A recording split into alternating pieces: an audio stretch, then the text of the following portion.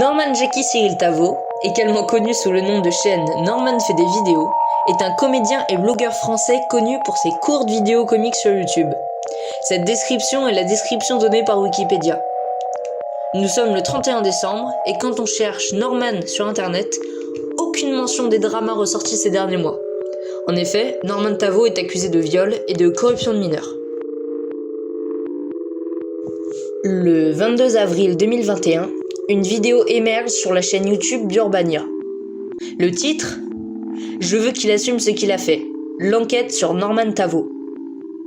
La vidéo a fait 669 000 vues. La description ? Plus de 2 ans après le mouvement Balance ton youtubeur, Urbania.fr relève de nouveaux éléments concernant Norman Tavo. Une jeune Québécoise a porté plainte contre la star de YouTube. Elle l'accuse de l'avoir manipulée lorsqu'elle avait 16 ans afin d'obtenir des photos à caractère sexuel. Elle affirme ne pas être la seule victime. Nous avons enquêté. Intrigué par le titre de la vidéo, j'ai donc cliqué dessus. Et là, c'était un vrai déferlement d'informations. L'été dernier, une jeune Québécoise de 19 ans, Maggie Desmarais, accusait publiquement le youtubeur Norman d'avoir profité de sa notoriété pour la manipuler. Il l'aurait incité à lui envoyer des messages et des photos à caractère sexuel et en aurait envoyé en retour. Elle avait 16 ans à l'époque, lui 30. Les photos étaient de plus en plus osées, mais sans être trop intenses non plus. Puis c'est là que de plus en plus, c'est rapidement devenu assez problématique. Après une vague de haine puis de soutien sur les réseaux sociaux, Maggie dépose plainte contre le géant de YouTube et accepte de témoigner à visage découvert pour Urbania. Par exemple, à un moment donné, j'étais au centre commercial avec ma mère. J'avais pris une photo du centre commercial, puis juste à côté, il y avait un magasin de lingerie, genre. Puis il m'a dit tu pourrais aller là, tu pourrais t'acheter des je sais plus c'est quoi le nom là, les bas qui sont longs puis qui coupent aux cuisses. Puis moi j'ai dit écoute, je suis vraiment pas à l'aise, je viens de te dire que je suis avec ma mère, j'ai pas envie de faire ça maintenant.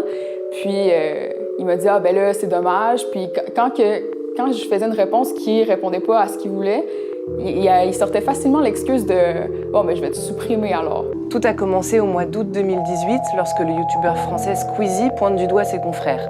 Selon lui, certains youtubeurs profitent de leur notoriété ou de la vulnérabilité psychologique de jeunes abonnés pour obtenir des faveurs sexuelles ou d'autres avantages. Le hashtag Balance ton youtubeur devient viral et les témoignages se multiplient. Le 8 juillet 2020, la jeune Québécoise Maggie Desmarais publie un post sur Instagram accusant Norman Tavo de lui avoir demandé qu'elle lui envoie des nudes, des photos d'elle nue. Dans la foulée, la rédaction d'Urbania la contacte. Maggie hésite à témoigner mais finit par accepter de raconter son histoire. La première fois que j'ai entré en contact avec lui, j'avais envoyé une photo de moi et mon chat. Puis j'avais écrit quelque chose du genre « T'es 2 fans numéro 1 du Québec », quelque chose comme ça. Puis à ma grande surprise, il m'a répondu. C'était des textos qui étaient plus banals, mais il a quand même répondu en me complimentant. Donc ça l'a rapidement quand même transformé en flirt, je pourrais dire ça comme ça. Puis les photos étaient de plus en plus osées, mais sans être trop intenses non plus. Puis c'est là que de plus en plus, c'est rapidement devenu assez problématique. Dans ses propos, il était insistant, puis il était de plus en plus demandant. Puis plus que ça durait, plus que c'était de la manipulation, dans le fond. Tu sais, je mentirais pas, au début, c'était quand même assez, je veux dire, consentant, mais en même temps, c'est pas un terme que je devrais utiliser dans cette situation-là, mais vu que j'étais jeune, vu que j'étais fan de lui, pour moi, il y avait pas de problème au début. Ça m'a pris vraiment un moment, ça m'a pris le moment d'en parler avec mes amis pour qu'ils me disent « Écoute, c'est pas tant normal ce qui se passe ». Ça a duré 9 mois au total. Je dirais que je l'ai remarqué quand ses demandes devenaient de plus en plus fréquentes, puis que c'était plus... Il s'intéressait plus à la personne que j'étais vraiment, c'était presque juste pour ça quand il m'écrivait. Puis la dernière fois que j'ai eu de ses nouvelles, c'était en août 2018, suite au tweet de Squeezie qui avait le Balance ton youtubeur 2018. Il m'avait écrit pour me dire écoute, ça serait mieux si tu parlerais pas trop de notre histoire parce que ça pourrait avoir l'air ambigu vu que tout le monde l'avait accusé à ce moment-là. Je pense qu'il y a quelque chose qui revenait autant pour moi que pour les autres victimes. C'est le fait que, comme je disais, il utilise les bons mots puis au bon moment. Donc, quand il voyait qu'on s'éloignait, il nous rattrapait. Puis je pense que c'est ça un peu le principe de la manipulation. C'est que quand tu arrives pour partir, la personne te rattrape au dernier moment.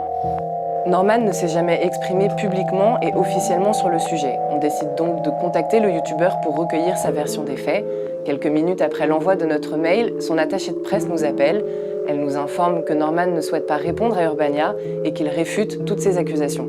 Elle nous confirme cependant que le youtubeur a bien échangé des messages avec Maggie. Selon elle, il ne lui aurait pas réclamé des nudes et aurait mis fin à ces échanges rapidement. Urbania a récolté des preuves qui nous permettent d'affirmer que le youtubeur a non seulement encouragé Maggie à lui envoyer des nudes, mais qu'il a lui aussi envoyé des photos à Maggie. À la suite de sa dénonciation, Maggie a reçu de nombreux autres témoignages que nous avons pu consulter. L'équipe d'Urbania a pu aussi s'entretenir avec d'autres ex-fans du youtubeur qui ont souhaité rester anonymes. Voilà comment ces jeunes filles nous décrivent ces échanges directs avec Norman. Donc j'avais 16 ans. J'avais 16 ans. Je crois qu'il m'envoie un snap de sa tête, je lui dis ah bah t'as pas bronzé, enfin bref, je réponds comme ça. Il me dit ah ouais je te plais pas, non.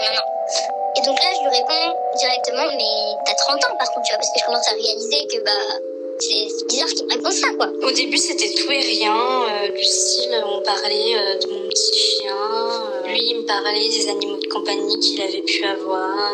Et ça a commencé en fait à dériver sur des étant donné que je peux pas te voir, est-ce que tu peux m'envoyer une photo?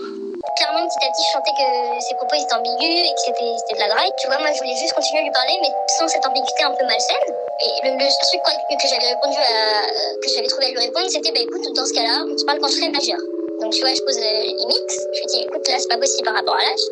Et là, il me dit un truc du style, j'hésite à te supprimer du coup. En fait, c'est lui, le premier, qui m'a envoyé une photo torse nu. Et il m'a envoyé... Et maintenant, tu m'envoies la même, lol, t'inquiète, tu plaisantes. C'était très malsain, en fait. Je sais pas si on peut parler d'emprise, mais il essayait de mettre un truc en place, tu vois. Enfin, plutôt il tape le terrain pour voir sur qui il va tomber. Parce que moi, on va dire que j'ai eu de la chance à cette époque-là de ma vie. Moi, j'allais très bien. J'avais quand même la tête sur les épaules, on va dire. J'avais le recul pour réaliser, finalement, assez rapidement, même si au début, j'étais un peu naïve, de me dire que c'était vraiment anormal et pas du tout approprié. Je l'ai fait. En fait, je lui ai envoyé une photo, je crois que c'était en soutif et en jean. Et très rapidement, en fait, il a commencé à m'envoyer des petits trucs comme ça, mais toujours en me disant, mais je plaisante, t'inquiète pas. Mais ça aurait été mieux sans le soutif. Et sans le jean aussi. Ah, puis sans la culotte. Mais toujours avec un, non mais je plaisante, t'inquiète. En tout cas, je sais très bien que sur certaines autres filles, c'est normal que, qu'il ait pu aller plus loin quand il tombe sur une fille, je sais pas, un peu perdue, un peu faible, j'en sais rien. Ça m'a pas du tout étonné, tous les témoignages qu'il y a eu derrière, tu vois, contre lui. Ces jeunes femmes ne disposant pas de preuves matérielles, ces témoignages sont à prendre avec précaution. L'attaché de presse de Norman a pris connaissance de ces éléments, mais n'était pas en mesure de les confirmer ou de les infirmer. Maggie, quant à elle, a porté plainte contre Norman au Canada pour leurre d'enfants et exploitation sexuelle sur mineurs, l'équivalent en France d'un dépôt de plainte pour corruption de mineurs.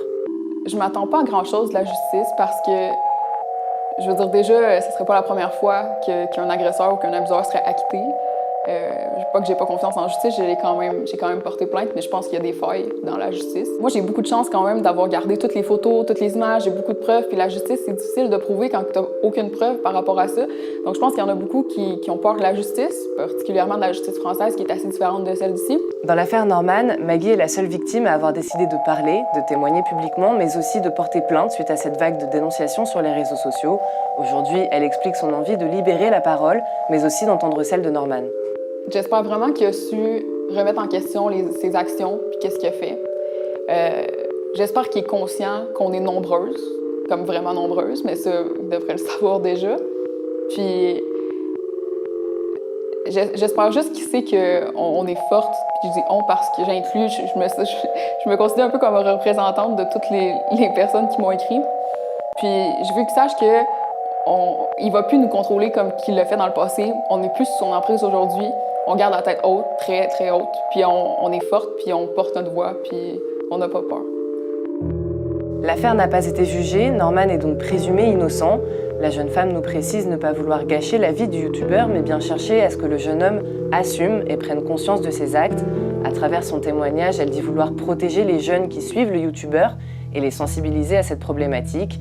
L'enquête internationale entre le Québec et la France suit son cours. Le 5 décembre 2022, alors que j'avais complètement oublié cette affaire, je vois passer une information.